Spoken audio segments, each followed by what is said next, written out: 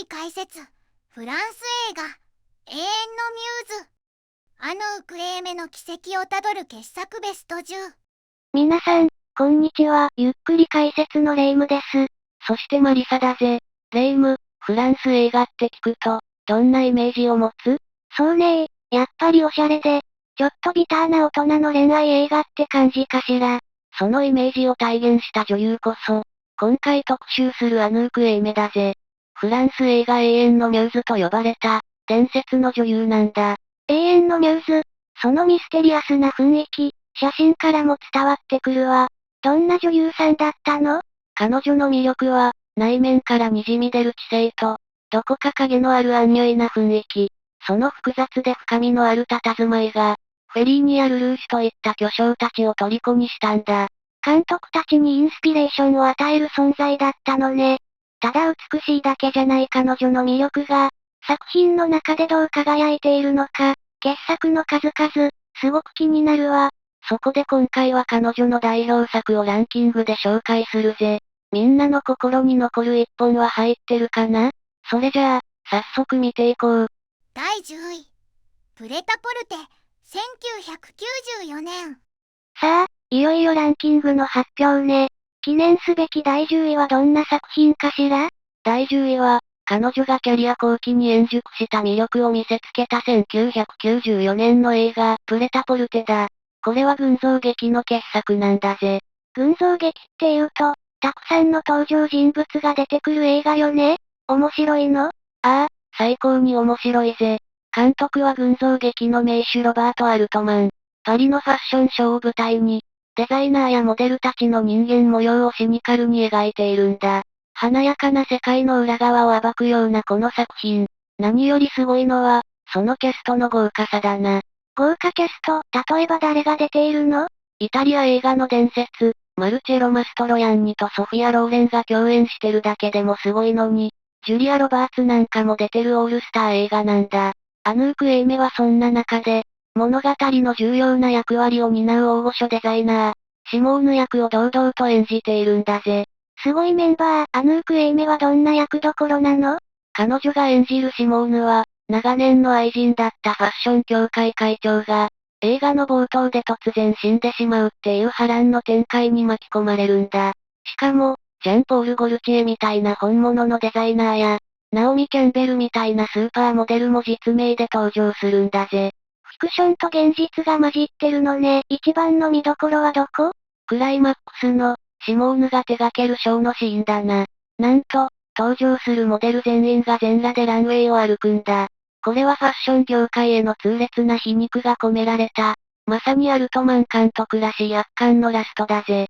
そんな強烈な作品の中で確かな存在感を放つ、アヌーク・エイメの姿は必見なんだぜ。第9位。日の接吻、1949年。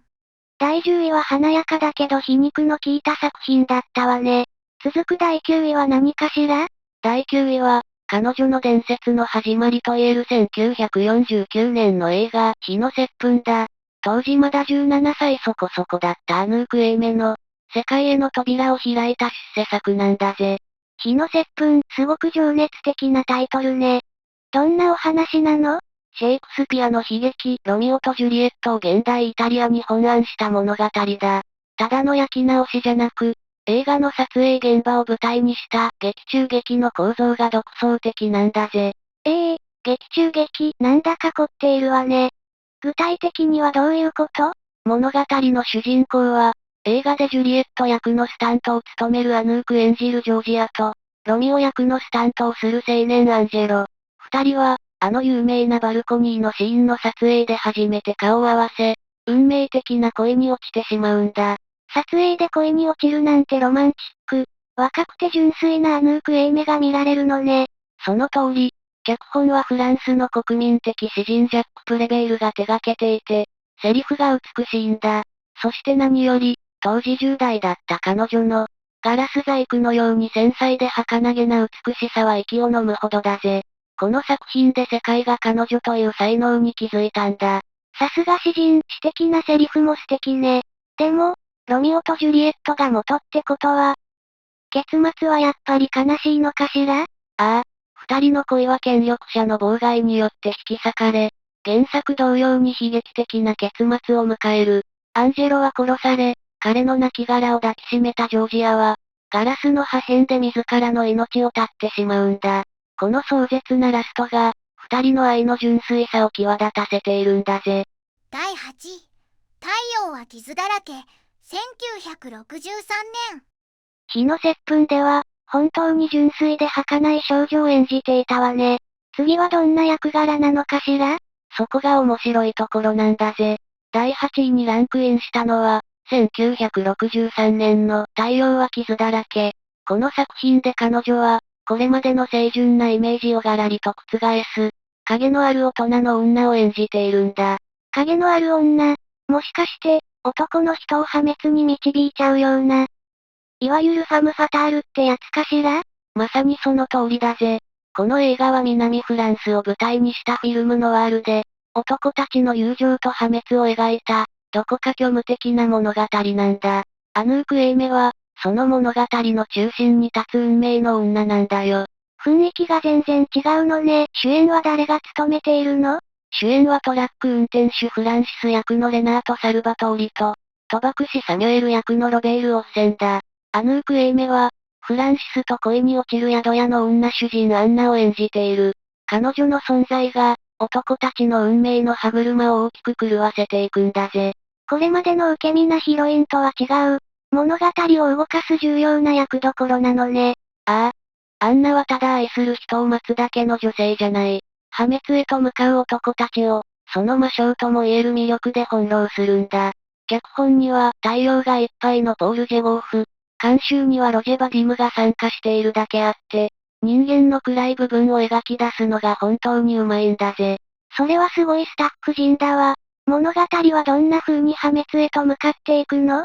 友人のサミュエルがイカサマ賭博のせいで両手に再起不能の大怪我を負わされ、そこから壮絶な復讐劇が始まる。友情と愛情が複雑に絡み合い、誰も救われないニヒリスティックな結末へと突き進んでいくんだ。その中でアヌーク・エイメの放つ、どこか冷たい美しさが際立っているんだぜ。第7位、愛をもう一度、1976年。ファム・ファタール役の次は、どんな役柄なのかしら？だんだん予想がつかなくなってきたわ。第7位は、再びあの伝説の監督と組んだ1976年の作品、愛をもう一度だぜ。監督はもちろん、男と女のクロード・ルルーシュだ。わあ、クロード・ルルーシュ監督と再び、音楽も、もちろんあの人よね？その通り、音楽はフランシス・レイ。まさに男と女の黄金コンビが再結集した作品なんだ。ただ、この映画の主演はアヌーク・エイメじゃない。フランスを代表するもう一人の大女優、カトリーヌ・ドヌーブなんだぜ。主演じゃないの？じゃあ、アヌーク・エイメはどんな役で出演しているの？彼女は主人公カトリーヌが、刑務所で出会う同房者のサラ役を演じているんだ。この作品ではカトリーヌ・ドヌーブ演じる主人公と対比するような、いわば物語の重要な脇役だな。このサラとの出会いが、主人公の運命を大きく動かすことになるんだぜ。刑務所が舞台なのね。しかも、当時刑務所での出産はタブー視されていた時代に、主人公のカトリーヌは、どうして子供を産む決意を？恋人が犯した殺人の共犯として15年の刑を受けたカトリーヌは、獄中で人生に絶望していた。そんな時、サラと出会ったことで、出所後の希望として子供を残そうと決意するんだ。アヌーク・エイメは、絶望の中にいる主人公に一条の光を与える、非常に重要な役割を担っているんだぜ。なるほど。アヌーク・エイメの存在が、物語の始まりのきっかけになっているのね。そういうことだ。そして物語のラスト、カトリーヌが息子と新しい人生を歩み始めたところに、出所したサラが訪ねてくる。そして、最初は母親であるカトリーヌに恋心を抱いていた息子が、今度はさらに惹かれていくんだ。ルルーシュ監督らしい、一筋縄ではいかない複雑な人間模様が描かれているんだぜ。第6位、モンパルナスの日、1958年。第7位は意外な役どころだったけど、存在感が光っていたわね。次はどんな作品かしら？第6位は、伝説のスターと共演した1958年の伝記映画、モンパルナスの日だぜ。溶接の天才画家モディリアーニの悲劇的な人生を描いた傑作なんだ。モディリアーニ、首が長くて物憂げな女性の絵を描いた人よね。知ってるわ。その通り。監督は名将ジャック・ベッケル。そして主人公モディリアーニを演じたのが、当時のフランス最高のスター、ジェラール・フィリップなんだ。彼の鬼気迫る演技は圧巻だぜ。伝説の2枚目俳優ね。じゃあ、アヌーク・エイメはその相手役を？ああ。彼女が演じたのは、モディリアーニの才能を信じ、最後まで彼を献身的に支え続けた妻、ジャンヌ・エ・デュテルヌだ。親の反対を押し切って彼と生きることを選ぶ、純粋で芯の強い女性を見事に演じている。才能はあるのに認められない芸術家と、彼を支える女性。切ない物語の予感がするわ。まさにそうなんだ。ジェラール・フィリップ演じるモディリアーニが、酒に溺れ自らを破滅させていく狂気を体現する一方で、アヌーク・エイメ演じるジャンヌは静かで絶対的な愛を貫く。この二人の鮮烈なコントラストが物語に深みを与えているんだ。光と影の対比ね。結末はどうなるの？モディリアーニは誰にも認められないまま、路上で生き絶える。そして最も残酷で印象的なのがラストシーンだ。夫の死をまだ知らないジャンヌの元に画商が来て、彼の絵を買い占めるんだ。彼女は、彼はどんなに喜ぶでしょうと涙を流して喜ぶんだが、その喜びの裏にある悲劇が、見る者の胸に突き刺さるんだぜ。第5位、男と女、神聖裁量の日々、2019年。芸術家の悲しいお話だったわね。いよいよトップ5だけど、次はどんな作品かしら？第5位は、まさに映画の奇跡と呼ぶにふさわしい作品だぜ。2019年に公開された、男と女人生最良の日々だ。男と女、そのタイトルは聞いたことがあるわ。確か、すごく有名な恋愛映画よね。その続編ってこと？その通り、しかもただの続編じゃない。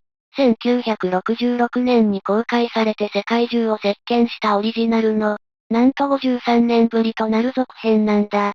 信じられるか？53年。半世紀以上じゃない。まさかとは思うけど、監督や役者さんも、まさかなんだぜ。監督のクロード・ルルーシュ、そして主演のアヌーク・エイメとジャン・ルイ・トランティニャンが、53年の時を超えて再集結したんだ。実は1986年に一度続編が作られているんだが、この作品こそが正真正銘の完結編と言えるだろうな。撮影当時、アヌークは87歳、ジャン・ルイは88歳。彼らの実年齢がそのまま役に反映されているんだ。鳥肌が立ったわ。そんな奇跡みたいな映画、一体どんな物語なの？元レーシングドライバーのジャン・ルイは、今では老人ホームで暮らし、記憶を失いつつあるんだ。でも、彼の心から唯一消えないのが、かつて愛した女性アンヌの面影なんだぜ。そこで、彼の息子がアンヌを探し出し、再会を頼むんだ。アヌーク・エイメ演じるアンヌは、かつての美しさはそのままに、穏やかな老婦人として現れるんだぜ。切ないわね。記憶を失っても、たった一人だけ忘れられない人がいるなんて。だろ？そしてこの映画が感動的なのは、劇中に53年前の男と女のシーンが回想として挿入されるところだ。若く美しい二人の姿と、現在の老いた二人の姿が交錯して、二人が歩んできた長い年月の重みが胸に迫ってくるんだぜ。もちろん、音楽を担当したのも、亡きフランシス・レイ。彼の遺作となったあの名曲が、再び二人の物語を彩るんだ。第4位、ローラ、1961年。53年ぶりの続編なんて、映画ファンにとっては最高のプレゼントだったでしょうね。さて、第4位はどんな作品かしら？第4位は、彼女のミューズとしてのイメージを決定づけた、1961年の映画、ローラだぜ。これはヌーベルバーグを代表する一本であり、シェルブールの雨傘で有名になるジャック・ブミ監督の、記念すべき長編デビュー作なんだ。ジャック・ブミ監督のデビュー作、それは重要な作品ね。アヌーク・エイメはどんな役を演じたの？彼女が演じたのは、港町ナントのキャバレーで働く踊り子ローラ。これがまた一筋縄ではいかない魅力的な女性なんだ。多くの男たちを引きつける自由奔放さがありながら、心の中では7年前に姿を消したたった一人の恋人を、息子を育てながら待ち続けているんだぜ。自由奔放に見えて、実はすごく一途なのね。なんだか応援したくなっちゃうキャラクターだわ。そうなんだ。撮影はヌーベルバーグの伝説的カメラマン、ラウール・クタールが担当していて、港町の情景を捉えた白黒の映像が詩的で本当に美しい。そして音楽は、後にブミ監督と黄金コンビを組むミシェル・ルグランだ。この映画から彼らの伝説は始まったんだぜ。スタッフも伝説的なメンバーが揃っているのね。物語の結末はどうなるの？ 7 年間待ち続けた恋人には会えるのかしら？ラストで恋人は白いキャデラックに乗って彼女の前に現れ、二人は結ばれる。でも、この映画がただのハッピーエンドで終わらないのがすごいところだぜ。恋人と走り去る車の中から、ローラは自分を愛してくれた別の男の姿を見つけるんだ。その時の彼女の無表情な顔が、見る者に強烈な印象を残すんだ。無表情。喜んでいるだけじゃないの？そこがこの映画の深さだな。彼女が本当に手に入れたかったものは何だったのか、見る人によって解釈が分かれるんだ。なんだか、他の物語にも繋がっていきそうな余韻があるわね。良いところに気づいたな、レイム。実はこの、ローラに振られた青年が、後のブミ監督の大傑作、シェルブールの雨傘に登場して、昔ローラという女性を愛したと語るシーンがあるんだ。こうして監督の作品世界が繋がっているのも、ファンにはたまらない魅力なんだぜ。この複雑で魅力的なローラという役を演じ切ったことで、アヌーク・エイメは唯一無二のミューズとしての地位を確立したんだ。第3位、8か2分の1、1963年。ミューズとしてのイメージを確立したのがローラだったのね。いよいよトップ3だけど、どんな傑作が待っているのかしら？第3位は、映画史に燦然と輝く金字塔。イタリアの巨匠フェデリコ・フェリーニが監督した1963年の8か2分の1だぜ。8か2分の 1？ 変わったタイトルね。どういう意味があるの？これはフェリーニ監督にとって、文字通り8本半目の作品ってことなんだ。彼の自伝的な要素が最も色濃く反映された、まさに魂の叫びとも言える映画なんだぜ。主人公は、フェリーニの分身とも言える名優、マルチェロ・マストロヤンニが演じている。彼はこの作品で、監督の分身として、精神的な危機に陥った芸術家という難しい役どころを見事に演じきっているんだぜ。監督自身の物語なのね。アヌーク・エイメはどんな役で登場するの？彼女が演じたのは、スランプに陥った映画監督の主人公を、静かに見守る理知的で美しい妻ルイザ役だ。夫の芸術家としての苦悩や、愛人との関係に傷つきながらも、決して感情を爆発させることなく、内なる葛藤を表現する姿が本当に印象的なんだぜ。芸術家の妻？モンパルナスの日の時とはまた違った、大人の女性像なのね。この映画のすごいところは、主人公の現実と、彼の頭の中にある幻想や過去の記憶が、境界線なく入り混じって描かれるところだ。見ているこっちまで、まるで夢の中にいるような感覚になるんだ。この革新的でシュールな映像表現は、世界中の映画監督に計り知れない影響を与えたんだぜ。なんだか難しそうだけど、すごく芸術的な感じがするわ。アカデミー賞も受賞しているのよね？もちろんだぜ。アカデミー外国語映画賞を受賞した。紛れもない傑作だ。特に有名なのがラストシーン。それまでバラバラだった登場人物たちが、みんなで輪になって踊り始めるんだ。人生はお祭りだっていう、フェリーニのメッセージが込められた、映画史に残るあまりにも美しい幕切れなんだぜ。第2位、甘い生活、1960年。フェリーニ監督の8か2分の1は、まさに芸術って感じの映画だったわね。第2位もすごい作品なんでしょう？もちろんだぜ。第2位は、同じくフェリーニ監督とマストロヤンニが組んだ、1960年の不朽の名作、甘い生活だ。カンヌ国際映画祭でパルムドールを受賞した、イタリア映画の金字塔なんだぜ。またフェリーニ監督なのね。8か2分の1よりも前の作品なのね。どんな物語なのかしら？この映画は、ゴシップ記者の主人公マルチェロの目を通して、戦後のローマの上流階級が持つ、退廃的で虚無的な日常を描いた物語だ。真面目な文学を志しながらも、刹那的な快楽やスキャンダルから抜け出せない、現代人の不毛な生き様を描き出したんだ。当時のイタリア社会が抱える虚無感を浮き彫りにした、社会派ドラマとも言える作品だぜ。タイトルは甘い生活だけど、内容はかなりビターな感じなのね。アヌーク・エイメはどんな役なの？彼女が演じたのは、主人公と一夜を共にする、気まぐれでミステリアスな大富豪の娘マダレーナ役だ。黒いドレスに身を包み、サングラスをかけた彼女のクールな姿は、この映画が持つ退廃的な世界の象徴になったんだぜ。まさに強烈なインパクトを残したんだ。彼女のその佇まい一つで、当時の上流階級の閉塞感や退廃感を表現しているんだ。写真を見ただけでも、そのミステリアスな雰囲気が伝わってくるわ。この映画、他にも有名なシーンがあるって聞いたことがあるわ。ああ、その通りだ。グラマー女優役のアニタ・エクバーグが、深夜にドレスのままトレビの泉に入るシーンは、映画史に残るあまりにも有名な名シーンだぜ。誰もが見とれるほどゴージャスで、同時にどこか虚しい。まさにこの映画そのもののようなシーンだな。それと、確か、パパラッチって言葉もこの映画から生まれたのよね？よく知ってるな、その通りだぜ。主人公の同僚であるカメラマンの名前がパパラッツォって言うんだ。そこから、セレブを追い回すカメラマンをパパラッチと呼ぶようになったんだ。映画から生まれた言葉が、今や世界中で使われているなんて、本当にすごいことだよな。